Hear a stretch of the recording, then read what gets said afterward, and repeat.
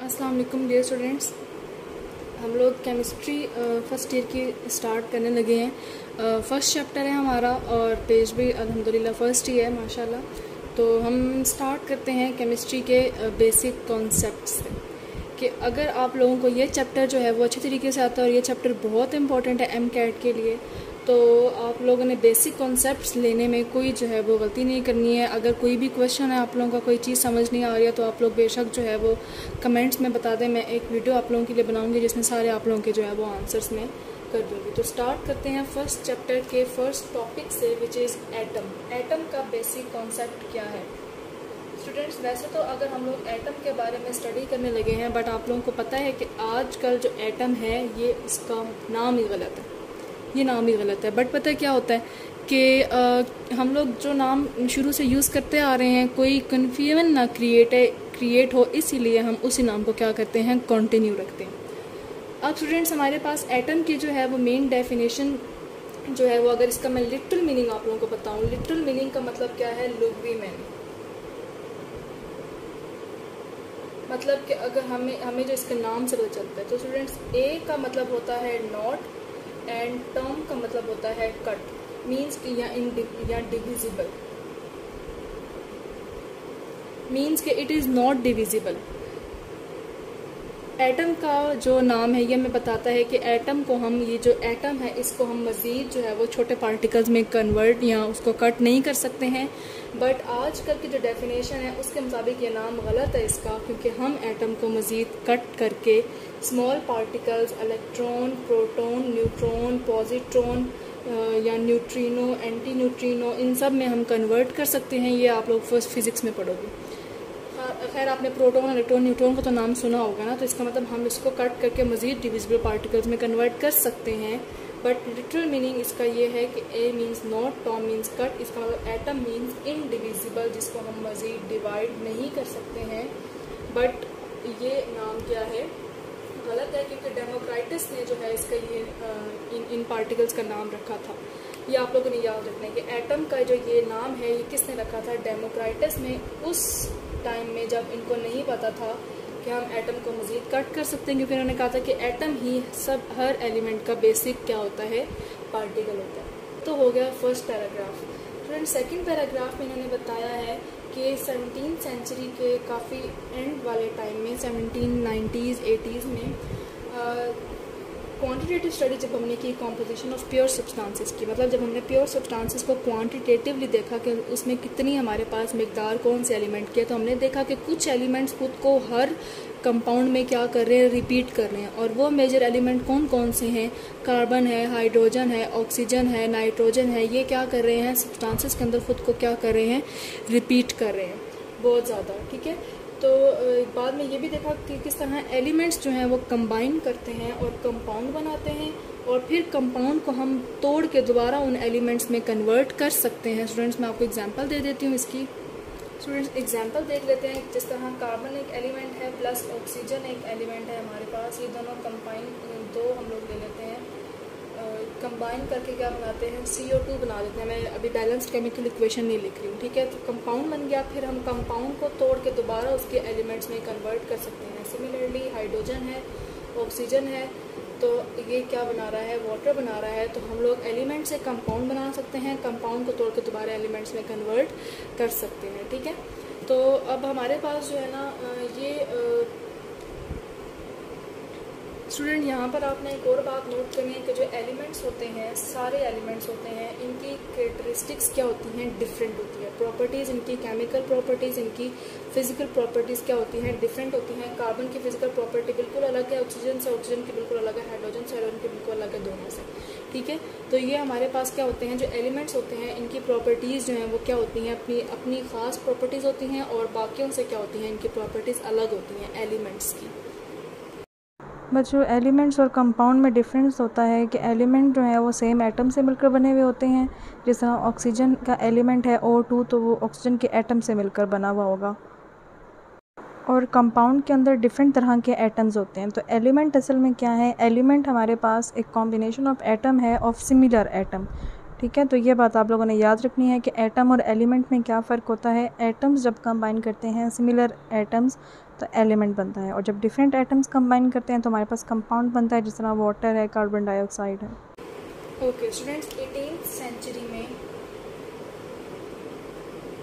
1808 में, ठीक है, बिल्कुल स्टार्टिंग 18th सेंचुरी में जो है वो एक इंग्लिश स्कूल टीचर थे, whose name was John Dalton.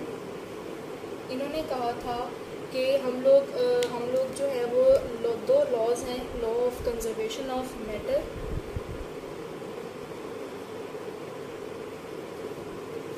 And law of definite proportion, कि हमारे पास ख़ास जो कंपाउंड है उसमें कितनी प्रोपोर्शन के एलिमेंट हैं, उसके अलावा जो है वो मैटर है अगर हमारे पास कोई भी, तो उसमें कितने एलिमेंट्स हैं, कितने एटम्स हैं, इसको हम लोग सबको एटम की डेफिनेशन से हम बता सकते हैं। अगर हमारे पास एटम्स एग्जिस्ट कर रहे हैं तो हम इन दोनों लॉज को भी जो है वो मज़ीद इनके ऊपर रिसर्च वगैरह कर सकते हैं। फिर बाद में इन्होंने कहा था कि एक इन्होंने एटॉमिक थ्योरी दी थी। स्टूडेंट्स ये बहुत इंपॉर्टेंट है कि एटॉमिक थ्योरी जो है वो किन्होंने दी थी, तो वो जॉन डेल्टन थे जिन्होंने एटॉमिक थ्योरी दी थी। इस थ्योरी के मुताबिक ये थ्योरी क्या कहती है, ये थ्योरी कहती है कि जितना भी मैटर है, ठीक है, जितना भी मैटर है, मैटर क्या होता है, मैटर वो चीज़ है that occupy space and have some mass, इसका मैस होता है, ठीक है, और ये स्पेस भी जो है वो ऑक्यूपाई करती है। इस तरह ये एक बोर्ड है, इसका मैस भी है और इसने एक जगह घेरी हुई है, ठीक है, तो कोई भी चीज़ जिसका मैस भी हो, उसमें स्पेस भी घेरी हुई हो, वो मैटर होता है। All matter is composed of atom, ठीक है, और एटम्स हमारे पास जो है वो सारे एटम से मिलकर बने हुए होते हैं, और एटम्स जो हैं वो हमारे पास इसके होते हैं, एलिमेंट्स के होते हैं, जैसे कार्बन है, हाइड्रोजन है, नाइट्रोजन है, और उनकी क्या होती हैं, डिफरेंट प्रॉपर्टीज़ होती हैं।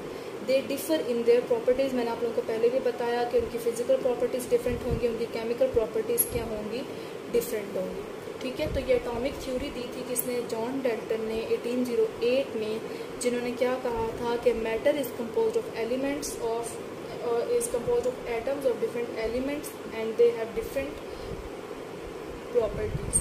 अब स्टूडेंट्स अगर हम एटम की डेफिनेशन पर दोबारा वापस आएँ डिस्कवरी से हट कर, तो स्टूडेंट्स हमारे पास एटम क्या है, एटम हमारे पास क्या होता है, ये किसी भी एलिमेंट का एक एलिमेंट है, जिस तरह हमारे पास कार्बन है, ठीक है, उसका क्या होगा, ये एक स्मॉलेस्ट पार्टिकल होता है, ठीक है, एलिमेंट का स्मॉलेस्ट पार्टिकल होता है, जो कि एक केमिकल रिएक्शन में पार्ट ले भी सकता है और नहीं भी ले सकता, ठीक है, which can take part in smallest particle होता है which can take part in a chemical reaction.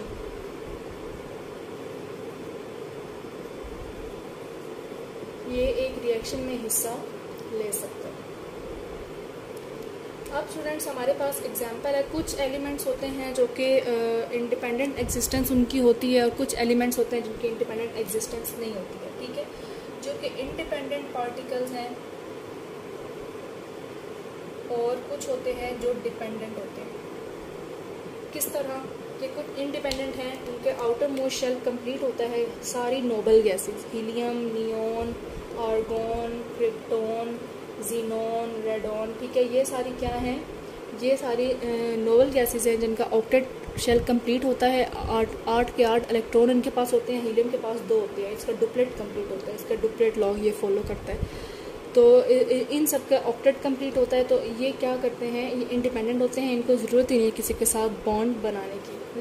Students आप लोगों को हीलियम का एटम नज़र आ रहा होगा, इसके आउटर मोस्ट जो शेल है, एक ही शेल होता है इसके पास, उसमें इसके 2 इलेक्ट्रॉन्स होते हैं। आपको पता है कि फर्स्ट एस होता है, उसमें 2 इलेक्ट्रॉन्स होते हैं, तो ये स्टेबल है क्योंकि इसके दोनों के दोनों इलेक्ट्रॉन्स इसके पास मौजूद हैं, डुप्लेट कंप्लीट है। स्टूडेंट्स ये आप लोगों को नियॉन का एक एटम नज़र आ रहा है, इसके पास जो है वो फर्स्ट इसका जो शेल होता है उसमें 2 इलेक्ट्रॉन्स होते हैं, और जो नेक्स्ट शेल होता है उसमें 8 इलेक्ट्रॉन्स होते हैं।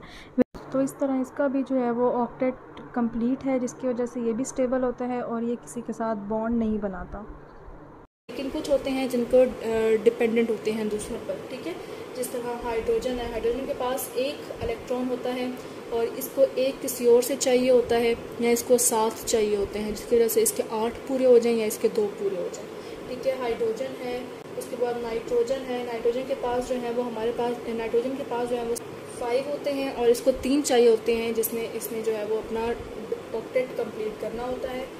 स्टूडेंट ये एक नाइट्रोजन का एटम है जिसमें 2 उसके इनर सब शेल में हैं और जो outermost valence sub shell है उसके अंदर इसके 5 इलेक्ट्रॉन हैं। तो इसको 3 और चाहिए अपना ऑक्टेट कंप्लीट करने के लिए, तभी ये स्टेबल होगा। तो इसलिए ये किसी और के साथ बॉन्ड बनाता है, या तो ट्रिपल बॉन्ड बनाएगा या तो 3 अलग अलग एटम के साथ बॉन्ड बनाएगा। उसके बाद ऑक्सीजन के पास जो है वो 6 होते हैं, इसको 2 चाहिए होते हैं, इसने अपना ऑक्टेट कंप्लीट करना होता है। ठीक है स्टूडेंट्स, तो अब हमारे पास जो है इसीलिए ये इंडिपेंडेंट नहीं होते हैं, ये इनको कोई और चाहिए होता है। इस तरह एक हाइड्रोजन और एक और हाइड्रोजन मिलकर क्या बना देंगे, H2 गैस। अब ये स्टेबल है, ठीक है, H2 गैस, क्योंकि इसने एक दिया इसने एक दिया, इन दोनों के दरमियान कोवलेंट बॉन्ड बनेगा, म्यूचुअल शेयरिंग होगी इलेक्ट्रॉन की, और इनका डुप्लेट रूल क्या हो जाएगा, फॉलो करेंगे। डुप्लेट इनका कंप्लीट हो जाएगा और ये स्टेबल हो जाएंगे। ठीक है, ओके स्टूडेंट्स, अब हमारे पास मैंने आप लोगों को पहले ही बताया कि मॉडर्न रिसर्च हमें क्या बताती है कि एटम जो है वो डिविजिबल है, मीन्स कि हम एटम को डिवाइड कर सकते हैं। ठीक है, according to modern research atom is divisible. इसको हम इलेक्ट्रॉन, प्रोटॉन, न्यूट्रॉन, उसके बाद जो है वो एंटी न्यूट्रिनो, न्यूट्रिनो, हाइफ्रॉन, ठीक है, इस तरह एस्टिमेटेड है कि 100 ऐसे पार्टिकल जो है वो एटम के अंदर एग्जिस्ट करते हैं।